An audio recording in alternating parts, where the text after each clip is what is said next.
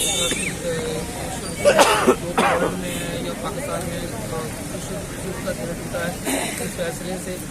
ایسا نہیں ہونا چاہیے تھا، یہ ہونا چاہیے تھا کہ بچے جو ہے ان کے پیرنٹس کے خود کرنی چاہیے تھی۔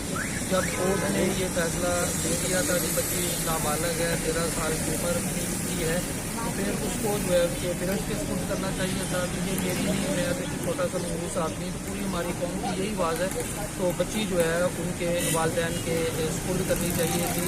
اس لیے ہم اس کیس کو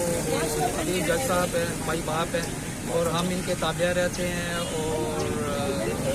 ہماری بائبل میں بھی یہی لکھا ہوا ہے کہ ان کے تابع رہو، جو لوگ کر رہا ہے اس کے تابع رہے، لیکن ہم اس فیصلے سے ناخوش ہیں